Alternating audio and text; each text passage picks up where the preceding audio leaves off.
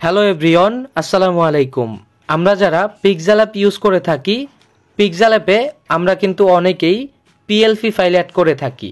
তো দেখেন, এই পিএলপি ফাইল কিন্তু অনেক সময়ই আমাদের ফোনে সাপোর্ট করে না। যেমন অনেক সময় দেখা যায় হঠাৎ করে পিএলপি ফাইলগুলো আর খুঁজে পাওয়া যাচ্ছে না। এখান থেকে দেখেন অনেকেরই এই ধরনের ব্ল্যাঙ্ক হয়ে যায় বা ওই পিএলপি ফাইলগুলো ওপেন হয় না, এই ধরনের সমস্যা থাকে। তো আপনারা কিভাবে এগুলোর সমাধান করবেন এটাই দেখাবো এই ভিডিওতে।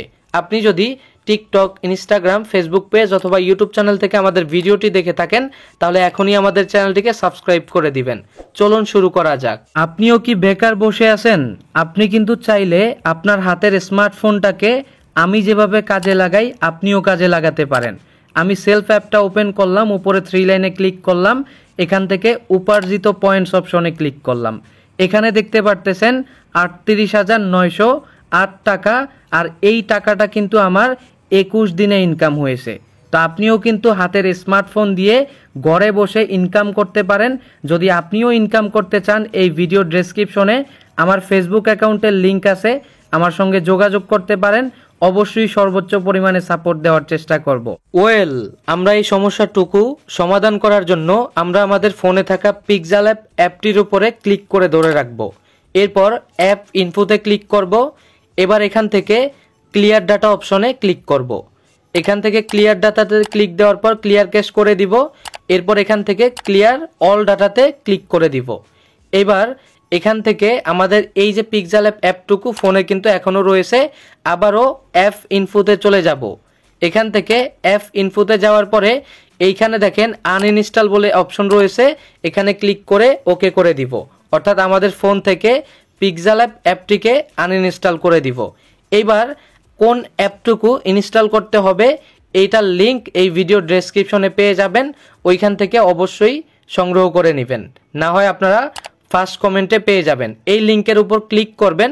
লিঙ্কের উপরে ক্লিক করার পরে আপনারা একটু নিচে চলে আসবেন। তো আমি এখান থেকে একটু নিচে চলে যাচ্ছি। এখান থেকে দেখেন ডাউনলোড এপিকে বলে একটা অপশন রয়েছে, আপনারা এখান থেকে ডাউনলোড এপিকেতে ক্লিক করবেন। এবার দেখেন অলরেডি একটা অ্যাড চলে আসলো, আপনাদেরও যদি আসে উপরে এই ক্লোজ অপশনে ক্লিক করে কেটে দিবেন। এবার এখানে দেখেন কন্টিনিউ বলে একটা অপশন চলে আসছে, এখানে আপনি ক্লিক করে দেন। এখানে ক্লিক করার পরে আপনার সামনে দেখবেন ঠিক এরকম একটা অপশন চলে আসছে, আপনি এখান থেকে ডাউনলোডের উপরে ক্লিক করে দেন। এখান থেকে দেখেন ডাউনলোড আরও একটা অপশন আসছে, এখানে ডাউনলোড এনিওয়ে এখানে ক্লিক করে দেন। ক্লিক করার পরে আপনি জাস্ট একটু ওয়েট করেন আপনার এটা সম্পূর্ণটা ডাউনলোড হওয়া পর্যন্ত। তো দেখেন আমাদের এটা অলরেডি ডাউনলোড হয়ে গেছে। এখন ডাউনলোড কমপ্লিট হয়ে যাওয়ার পরে আপনি কি করবেন, এখানে উপরে যে নোটিশটা রয়েছে এই নোটিশটার উপরেই আপনি ক্লিক করে দিবেন। অর্থাৎ ডাউনলোডের যে ফাইলটা এটার উপর ক্লিক দিয়ে ইনস্টল করে নেবেন। তো আমরা এখান থেকে ইনস্টল করে নিচ্ছি, একটু ভালোভাবে খেয়াল করেন আমি কিভাবে কাজটুকু করতেছি। এবার ইনস্টল করার পরে আপনাদের সামনে চলে আসবে ওপেন অপশন, আপনারা এখান থেকে ওপেন করে দিবেন। এবার আপনাদের সামনে যে পারমিশনগুলো চাইবে অবশ্যই এখান থেকে পারমিশনগুলো দিয়ে দিবেন। পারমিশনগুলো দিয়ে দিলে আপনাদের সমস্ত কাজগুলো এখান থেকে করতে পারবেন। এবার উপরে আমি 3 ডটে ক্লিক করলাম, ওপেন ডট পিএলপি ফাইল এখানে ক্লিক করলাম।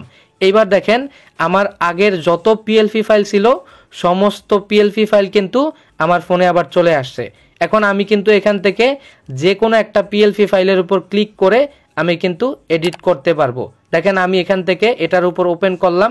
এবার দেখেন এখানে যত কিছু আছে এই টেক্সট আমি কিন্তু এগুলোকে চেঞ্জ করে এটার মাধ্যমে আমি অন্য একটা থাম্বনেইল তৈরি করতে পারবো। তো আপনারাও চাইলে এভাবে আপনাদের সমস্যাটুকু সমাধান করে নিতে পারেন।